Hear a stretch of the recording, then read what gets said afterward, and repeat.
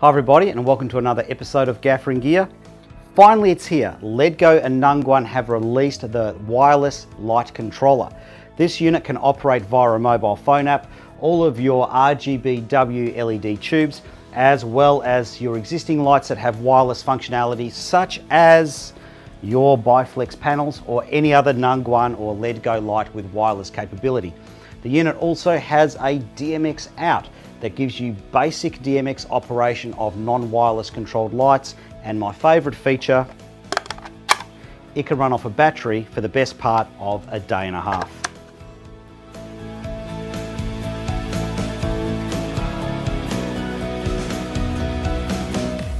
Now, to make sure there's no confusion, I'd better point out that these things only wirelessly control Nanguang and LEDGO products. So they don't wirelessly control any other lights.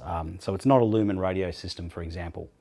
The other thing is this is operating on the 2.4 gigahertz Wi-Fi range. So while this transmits a really strong signal, it is a congested bandwidth. So on occasion, lights may miss a command and you may have to resend the command. So I wouldn't recommend this system for in-camera complex light changes.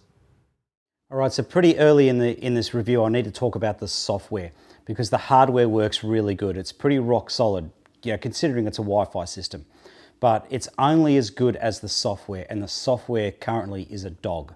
So, but the software can be fixed, and possibly by the time you watch this video, the software might be working perfectly.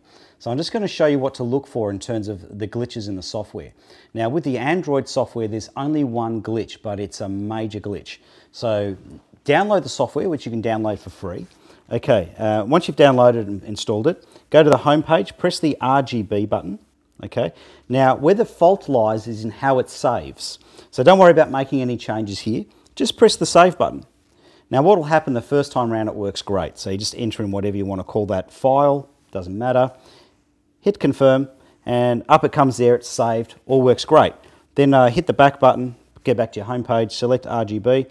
Now the second time you go to save, third time, fourth time, fifth time, sixth time, seventh time, whatever, it doesn't save properly. So let's go save, enter in our name, whatever, and I'm going to hit confirm, and up here is going to come telling me that it didn't save. It's got a data save error or something like that, so we hit confirm, and there it is, data save failed. Okay, so here's the problem with it. So you go, okay, let's try that again, let's try saving again. Now the software's just crashed, and there we go. And the problem is you've lost all your settings. And we'll talk more in the video later about why this is actually a bigger issue than it seems. Okay, we'll talk about that later in the video. But look, it could be worse. You could be trying to operate the system on an iPad.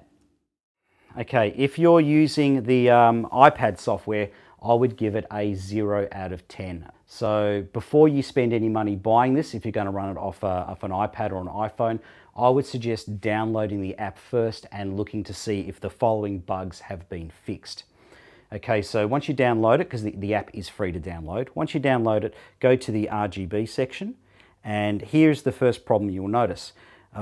Compared to the Android software, this is missing over 3/4 of its controls. There's a big void here where there should be your dimmer controls, your saturation controls, and your color presets. Now, the next thing you want to check, the next bit that's glitchy, is in your groups. So program up a group, which I'll show you how to do later on in the video. Now, with the groups, one problem is the controller wheels just misbehave. So for example, I'll set this one to pink, and set this one to pink, and then I'll go down and set the bottom one to pink. So I've got all three wheels in this group set to pink. Now when I go back up to the top one, it's decided to reset itself to a yellow. So I'll set that to pink, and then go to the next one. I'll go down, and it's set itself to a yellow-green. So it's a perpetual circle of frustration. It just doesn't want to operate, set the color that you want to set. Okay, so let's talk about the hardware. So it comes in a very robust case, and the one thing I really like about this case is it's big enough that the transmitter receiver fits in with the antennas attached. So all you've got to do is pull it out the box, attach a battery, and you're off and running. Okay, you also get a Dmx 5 to 3 pin adapter. You get a power supply here. And the other thing I do like about this case is there's pre-cut slots for you to put batteries in. So, so that's a little bit considerate. One thing I'd consider putting in this unit is an old mobile phone. I'm sure everyone's got an old mobile phone. So use your old mobile phone to run this. Now, the reason I'd suggest that is because this links to your mobile phone using Wi-Fi, because Wi-Fi is more reliable than Bluetooth. So this links using your Wi-Fi, which of course means you've got no internet connection on your phone for the duration that you're running this. And if you're running this for 8-10 hours on a shoot, you've got no internet connection. You're dead to the world. So that's something to consider. Okay, so how difficult or easy is this system to set up? Well, the first time you set it up, you of course are going to have to put in a password for the Wi-Fi. So my suggestion is if you're renting this out to people, put the password on the bottom so they can find it. But let's make the assumption that, like me, you own the piece of hardware. You're not going to have to put the password in. It's saved in your phone. This is how quick and easy this system is to set up. So literally pull it out of the box, attach a battery to it, flick the on switch, put the antennas up, wait for it to say Wi-Fi. Okay, so that means it's ready to receive a signal from your phone. Okay, now it's receiving Wi-Fi. I'm just going to be on an angle so you can't see my password for my phone. Go into the Wi-Fi menu on your phone. Select the LEDGO transmitter or the Nanguang transmitter receiver, depending on which brand you're going. Connect to network. Now, the link light will come up when it's linked, so it's already connected to that. Go to my home page, select my software, and I'm off and running. It really is that quick to set up this. Now, it's not necessarily that straightforward. You do have to select the addresses on your lights. Basically, the addresses are so that your software and the receiver station here knows which light it's talking to. Okay, it's basically giving it a name.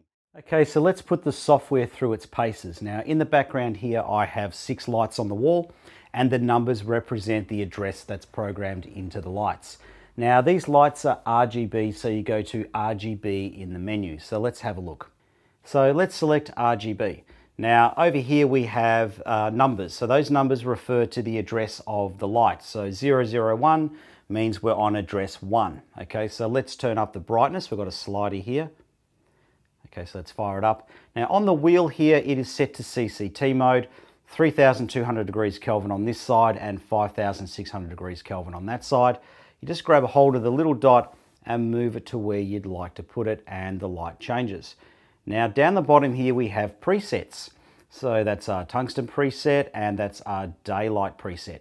Now the other two are user definable presets. So you just hold it down until it gets a square around it, select the color you want, and then press it again, and that is now a user-defined preset. Now, something that's worth pointing out with the user-defined presets is that they are only remembered by the software for this session, so they're not saved into the phone. So that's worth knowing so you don't trip up on that later. Okay, now let's say we want to change the modes. So over here we've got a little graphic. Now you go to this mode. This actually does not work on the RGB tubes. I have no idea why, but I suspect this might be for full spectrum lights that Nanguang haven't released yet. So we go to the next menu. Okay, so let's turn up our brightness. We've got 2 sliders. We've got our brightness, our dimmer, and the other one is our saturation. Okay, so the amount of color that's mixed in. All right, now grab hold of your color wheel and move the color to where you want it to be. Okay, so let's say we're happy with that. That's been a lot of fun. Let's go to light 2. Okay, so we go to light 2 on the menu. Okay, now let's check that's working, turn up the brightness, and let's say we want to leave light 2 at, say, 5,600 degrees Kelvin, no problem. Let's go to light 3. Okay, light 3, let's actually let's put a color in light 3, let's give that maybe a red. Now let's adjust the saturation down. So as you can see, the color inside the circle there changes to let you know what you're set to. Now, let's say we like all the settings that we've got. Well, you press save down the bottom here. There's a save button. Now you can enter a scene name. It saves it as a scene. I'm going to be really original and call it number 1. Okay, confirm. Okay, so that's now saved as a scene. Now I've got number 2 in here, which I previously had. I'll delete that now. So I'm going to show you how to delete a scene. So you just hold it down, you get a tick on there, and then press the trash can logo, and that's gone. So now we've got scene 1 saved in here. We might want to change some of the settings. Okay, let's start off with light number 1. Let's change that to maybe CCT. Doesn't really matter what we change it to. This is just for demonstrating. Light number 2, let's...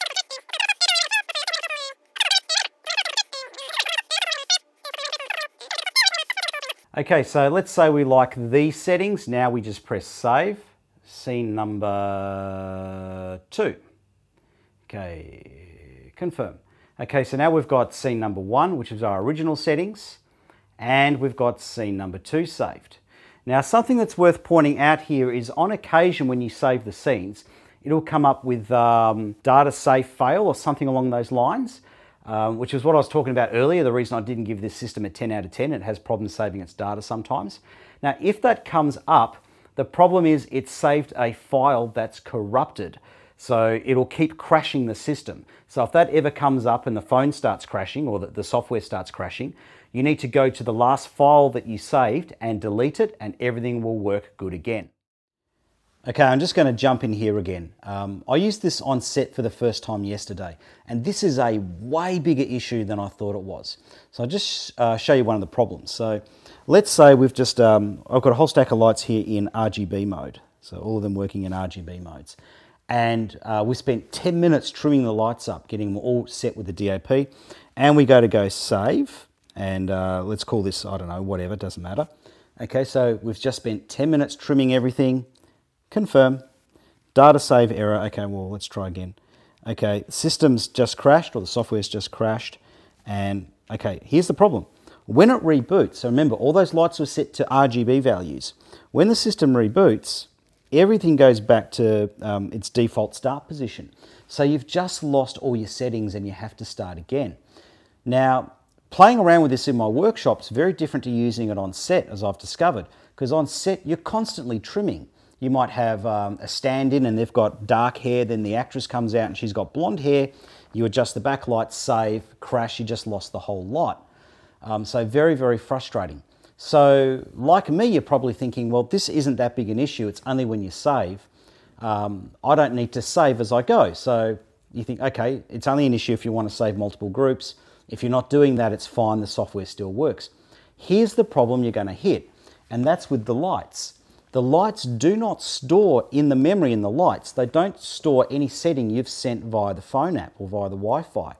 So if you turn the light off, turn the light off and go to lunch, when you come back and turn it on, it fires up with the last setting that was manually inputted into the light. It doesn't fire up with the last setting that it got from the Wi-Fi. So that's a problem in terms of turning the light off, say at lunchtime, or turning it off at the end of the day and coming back the next day. It's not stored in here. The other thing too is you might get a flat battery. Okay, and the battery goes flat, you've just lost all your settings when you plug a thing back into power. So that's a bit of a catch. So if you don't save the data, you lose it. But if you save it, it crashes and you lose it. So this is a major bug in the system. However, you can work around it using the groups mode. We'll talk about the groups mode right now.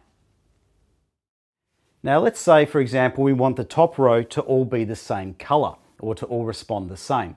Now there are a few ways we can do this. Method number 1 is we could actually go to the lights and go to the menus in the lights and actually change them all to the same address number, so they all run off the same address on the software. That's a bit of a hassle. The other way we can do it is actually change each individual light separately in the phone app. That's a bit of a drag, but the most convenient way to do it is by using groups. Okay, so you press group. Okay, set up a new group, press that.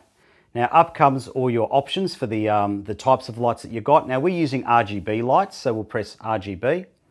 And up comes all the possible channels that are in the software. Now, as you can see, there are a lot of channels or addresses, so this software can run a lot of lighting fixtures. Now we want to set up the top row as a group, and the top row is number 1, number 2, and number 3. Okay, so let's go confirm and save. Now we enter a name for the group, and let's call it top row. Okay, so the good thing about grouping is you can assign names to the groups that make sense. So you don't have to keep track of all the address numbers. You can put a real name that makes sense to you as the group name. Okay, so let's save this. Confirm. Okay, and that's now our top row. So now we've got, in this group here, we've got 3 sets of controls for the top row.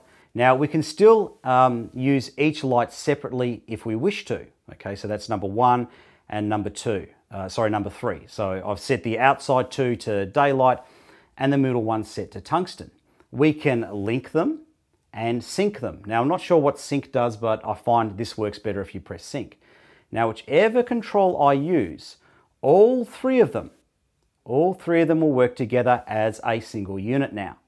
Now let's change the mode. So changing the mode is not as straightforward as pressing the mode button. So let's go to color mode. Now you see there, only one light went to color mode. So light number 1. So if you're going to change modes and you want them synced, you have to change the mode on all the lights. Okay. Now we have them synced together. They will work together as a unit. Okay, so we can select all the color that we want, and all 3 lights will change. Now we get the color that we want, or the CCT we want, you must remember to press save. Data saved successfully, there you go. Now let's set up a group for the bottom row, which is numbers 4, 5, and 6. Okay, so we press group, set up a new group, and they're RGB lighting fixtures, and they are numbers 4, 5, and 6.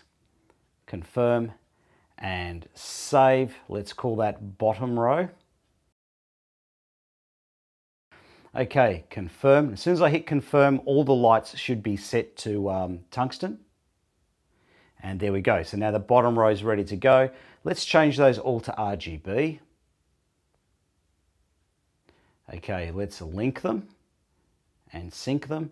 And now the bottom row is working as a single unit. Of course, we find a color we like, we press save. Now, what if you want to control all 6 tubes together? Well, we can set up another group for that. So press group, make a new group, RGB lights, 1, 2, 3, 4, 5, and 6. Confirm, save, and let's call this all, and confirm. Now let's just save these as tungsten. Okay, so now we've got top row saved, bottom row saved, and all. Now there is one problem with the software running it in groups, and that is when you go to save something. So let's change our settings here.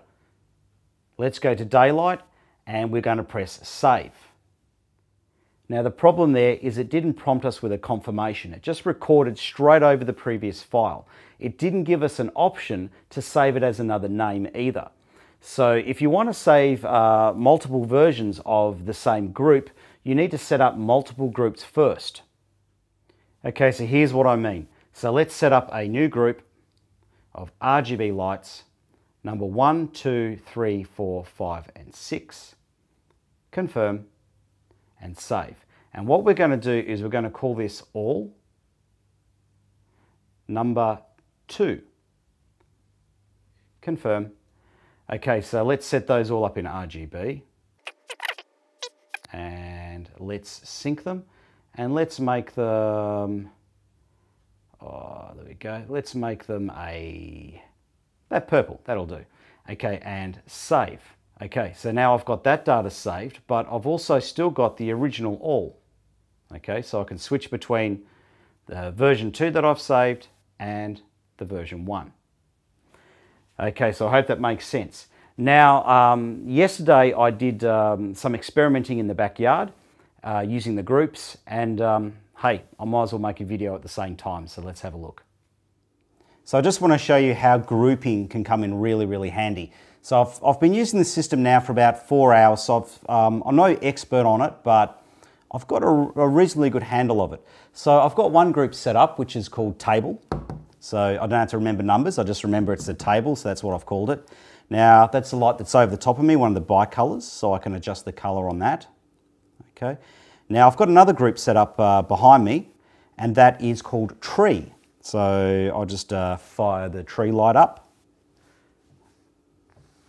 Okay, there we go. Now I reckon that tree would probably look better if it was set to, say, daylight. So let's change that around to daylight. Okay. Now if I was an expert on this system, I reckon I could do all this without having to look behind me and check it's all working. Okay, I've got another group set up of multiple lights, and that group is called fence. So let's click on fence, and there we go, that's the fence. Now, of course, I'm going to link them together, and now I can change the color of the fence. So let's just do a color temperature change. Let's change that to daylight, 5600. Okay, that seems to be working pretty good. Now I've got another group set up called fence as well, and the second group is set up with all of them set into RGB color mode. So I'm just going to swing across to that.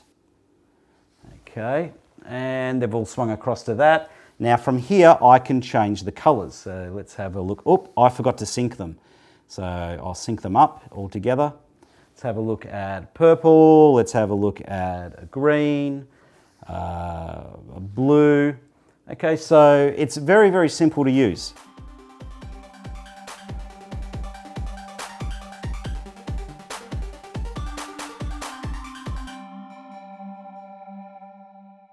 Okay, so in that segment, I was running a flexible bicolor unit over the top of the kitchen table.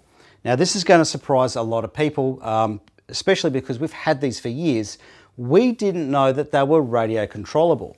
So if you've got the ballasts that have the blue buttons on them with plus and minus, you know, those buttons that absolutely seem to have no purpose, they are actually for assigning your channel or your address that it runs off with the remotes. Okay, so let's have a look at how it works. So for basic bicolor control, press bicolor. This unit is set to address 5, and now we're ready to go. So I've got one slider that does my brightness, and the other slider does my color temperature. Now, even though this is a bicolor unit, it can be put in a group with RGB lights. Now on the display, the lights are ordered from the least amount of capability to the most amount of capability. So it'll be your mono lights first, your bicolor lights next, and then your RGB lights. Now what happens if we go to sync these? Well, any capabilities the unit shared will be shared across the sync. So brightness, color, so I've just set it to daylight, just set it back to tungsten, set them to 50%. Anything they're all capable of will be synced. Now the bicolor light doesn't have any RGB functionality. So what happens if I program RGB functionality into the other lights and have them all grouped together on the same dimmer control? So let's set the RGB lights into color mode. Now I've still got these all synced. So as you can see, the colors change. But if I dim them, the RGB lights will activate at the same time as the bicolor light. Okay, so the lighting controller can do wireless, but it also has a 512 channel Dmx output. So let's talk about the Dmx output. So before we get too much into that, this is software in development. It is still going. So this is actually the second time that I've filmed this segment. So literally in about the last 24 hours, what's happened on the iPad software only is the instruction manual has come online. So because of the instruction manual, I now know what this the Dmx software was meant to be able to do. So let's just assume that by the time you get around to watching this video, they've got the software sorted out and it works properly. So I have two criticisms of the software when it gets to that stage. Number one is that the Dmx side of things is completely separate to the wireless side of things.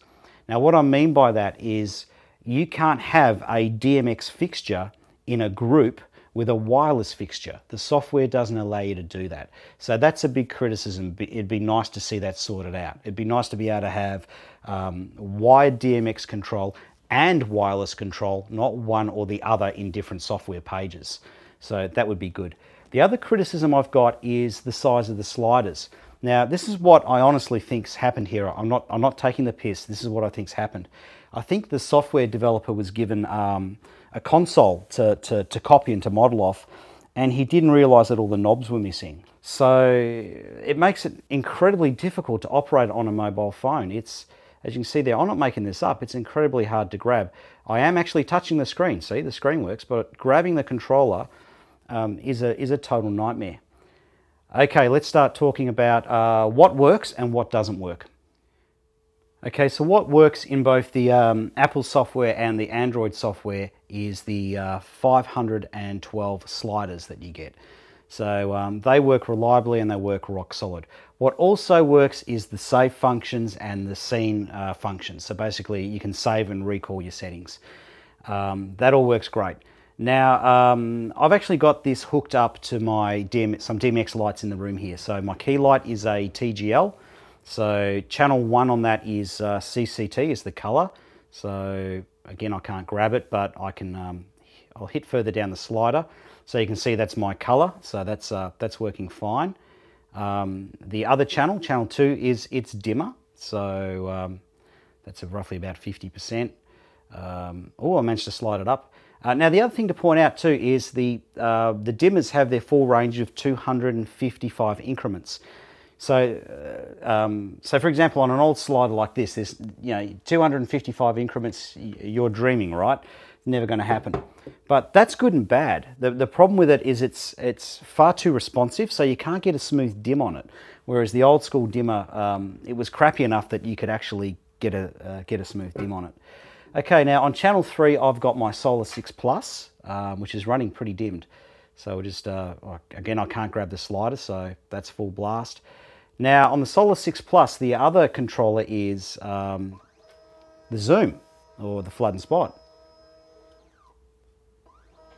Now, why am I showing all this? Well, quite simply, on both versions, when you fire them up initially, the one thing you notice that doesn't work is the master controller. The master controller absolutely has no effect.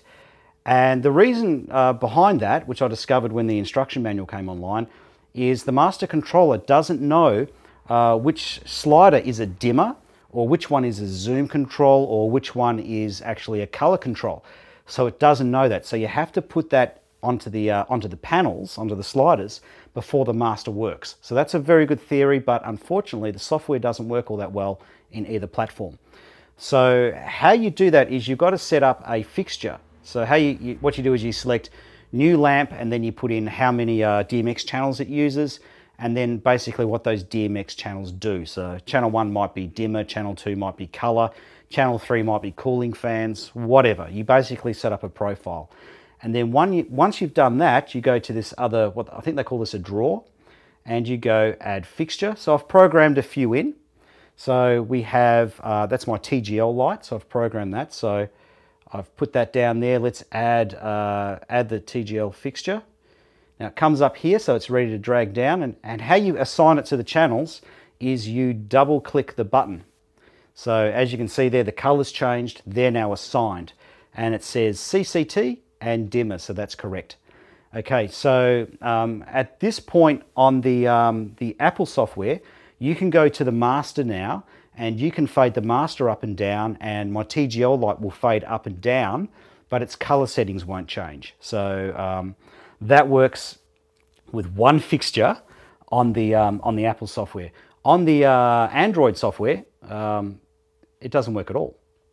Okay, now let's put that aside. Let's continue going. So we can put another fixture in. So I'll go back here, drop another fixture in. Let's uncheck that fixture, add fixture. I've got my Solar 6 Plus. Okay, so I'll put that across, make sure to add it. Solar 6 Plus, now I can add that to 3. Okay, and there we go. So now I've got dimmer and zoom. Okay, so that's all assigned. But once again, the master controller still doesn't work in this software. Now on the Apple controller, you can actually set that this button here works. You can actually set whether the master does your color temperatures or whether it does your dimming. So that's pretty cool. So when they eventually get it working. But here's the problem with the Apple software. Once you've installed 2 fixtures, I'll just get this up, you can only operate the fixture you've installed. The previous fixture you installed doesn't work. The panel's completely locked out. So that's a glitch in it. So I think the best way to close up this video is to have a look at what we achieved in the backyard. And bear in mind that every single lighting fixture here, the Wi-Fi controller, the software, all costs less than one RE Sky Panel S30. That's quite remarkable. So when they fix the software up, this is going to be an amazing system. But until then, my opinion is, don't waste your money on it. I'm Andrew Locke. See you on the next episode of Gaffer and Gear.